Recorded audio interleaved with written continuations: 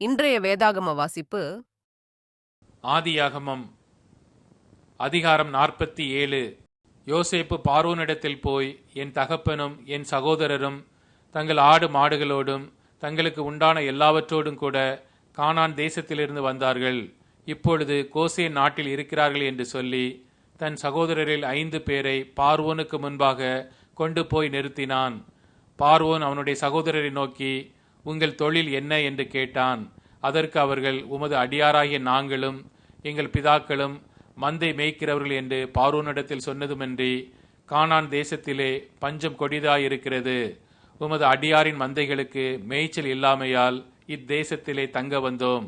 உமது அடியாராகிய நாங்கள் கோசே நாட்டிலே குடியிருக்கும்படி தயவு செய்ய வேண்டும் என்று வேண்டிக் கொண்டார். அப்பொழுது பார்வோன் யோசேப்பை நோக்கி, உன் தகப்பனும் உன் சகோதரரும் உன்னிடத்தில் வந்திருக்கிறார்களே. எகிப்து தேசம் உனக்கு முன்பாக இருக்கிறது.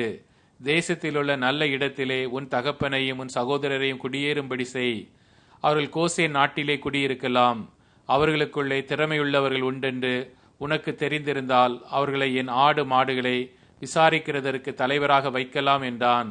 பின்பு யோசேப்பு தன் தகப்பனாகிய யாக்கோபை அழைத்து கொண்டு வந்து அவனை பார்வோனுக்கு முன்பாக நிறுத்தினான். யாக்கோபு பார்வோனை ஆசீர்வதித்தான். பார்வோன் யாக்கோபை நோக்கி, உமக்கு வயது என்ன என்று கேட்டான். அதற்கு யாக்கோபு, நான் பரதேசியாய் சஞ்சரித்த நாட்கள் 130 வருஷம். என் ஆயுசு நாட்கள் கொஞ்சமும் சஞ்சலமும் உள்ளதாயிருக்கிறது. அவைகள் பரதேசிகளாய் சஞ்சரித்த என் பிதாக்களுடைய ஆயுசு நாட்களுக்கு வந்து எட்டவில்லை என்று பார்வோனோடே சொன்னான்.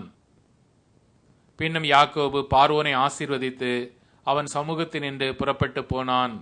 பார்வோன் கட்டளையிட்டபடியே யோசேப்பு தன் தகப்பனுக்கும் தன் சகோதரருக்கும் எகிப்து தேசத்திலே நல்ல நாடாகிய ராமசேஸ் என்னும் நாட்டிலே சுதந்திரம் கொடுத்து அவர்களை குடியேற்றினான்.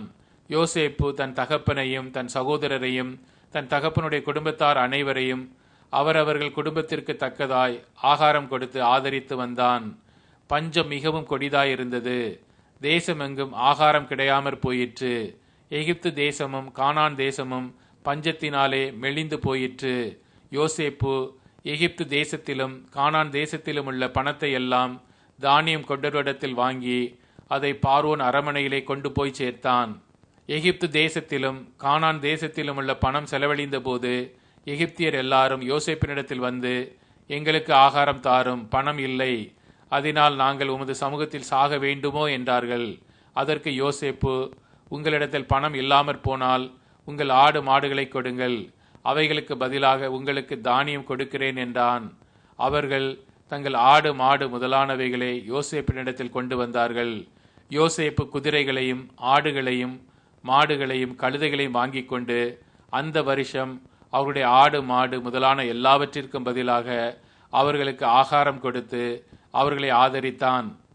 அந்த வருஷம் முடிந்த பின் மறு வருஷத்திலே அவர்கள் அவனிடத்தில் வந்து, பணமும் செலவழிந்து போயிற்று, எங்கள் ஆடு மாடு முதலானவைகளும் எங்கள் ஆண்டவனை சேர்ந்தது, எங்கள் சரீரமும் நிலமுமே ஒழிய எங்கள் ஆண்டவனுக்கு முன்பாக மீதியானது ஒன்றுமில்லை.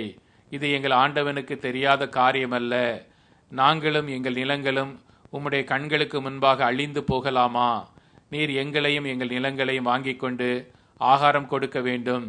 நாங்களும் எங்கள் நிலங்களும் பார்வோனுக்கு ஆதீனமாயிருப்போம். நாங்கள் சாகாமல் உயிரோடு இருக்கவும் நிலங்கள் பாழாய் போகாமல் இருக்கவும் எங்களுக்கு விதை தானியத்தை தாரும் என்றார்கள். அப்படியே எகிப்தியர் தங்களுக்கு பஞ்சம் மேலிட்டபடியால் அவரவர் தங்கள் தங்கள் வயல் நிலங்களை விற்றார்கள். யோசேப்பு எகிப்து நிலங்கள் யாவையும் பார்வோனுக்காக கொண்டான். இவ்விதமாய் அந்த பூமி பார்வோனுடையதாயிற்று. மேலும் அவன் எகிப்தின் ஒரு எல்லை முதல் மறு எல்லை வரைக்குமுள்ள ஜனங்களை அந்தந்த பட்டணங்களில் குடிமாறி போக பண்ணினான். ஆசாரியருடைய நிலத்தை மாத்திரம் அவன் கொல்லவில்லை. அது பார்வோனாலே ஆசாரியருக்கு மானியமாக கொடுக்கப்பட்டிருந்ததினாலும் பார்வோன் அவர்களுக்கு கொடுத்த மானியத்தினாலே அவர்கள் ஜீவனம் பண்ணி வந்ததினாலும் அவர்கள் தங்கள் நிலத்தை விற்கவில்லை. பின்னும் யோசேப்பு ஜனங்களை நோக்கி, இதோ இன்று உங்களையும் உங்கள் நிலங்களையும் பார்வோனுக்காக வாங்கி கொண்டேன். இதோ உங்களுக்கு கொடுக்கப்படுகிற விதைத்தானியம், இதை நிலத்தில் விதையுங்கள். விளைவில் 5 1 பங்கை பார்வோனுக்கு கொடுக்க வேண்டும்.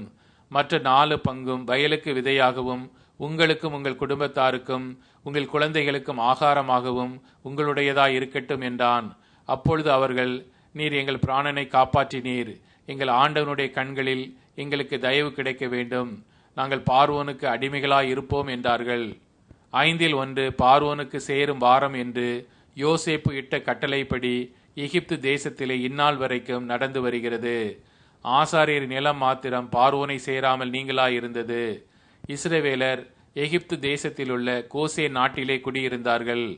அங்கே நிலங்களை கையாட்சி செய்து மிகவும் பலுகி பெருகினார்கள்.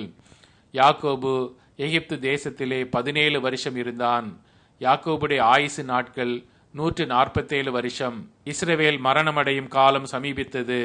அப்பொழுது அவன் தன் குமாரனாகிய யோசேப்பை வரவழைத்து அவனை நோக்கி, என்மேல் உனக்கு தயவுண்டானால் உன் கையை என் தொடையின் கீழ் வைத்து என்மேல் பட்சமும் உண்மையுள்ளவனுமாயிரு, என்னை எகிப்திலே அடக்கம் பண்ணாதிருப்பாயாக. நான் என் பிதாக்களோடே படுத்துக்கொள்ள வேண்டும். ஆகையால் நீ என்னை எகிப்திலிருந்து எடுத்துக்கொண்டு போய் அவர்களை அடக்கம் பண்ணி இருக்கிற நிலத்திலே என்னையும் அடக்கம் பண்ணு என்றான். அதற்கு அவன், உமது சொற்படி செய்வேன் என்றான். அப்பொழுது அவன், எனக்கு ஆணையிட்டு கொடு என்றான். அவனுக்கு ஆணையிட்டு கொடுத்தான். அப்பொழுது இஸ்ரவேல் கட்டிலின் தலைமாட்டிலே சாய்ந்து தொழுது கொண்டான். கர்த்தர் உங்களை ஆசீர்வதிப்பாராக. ஆமென்.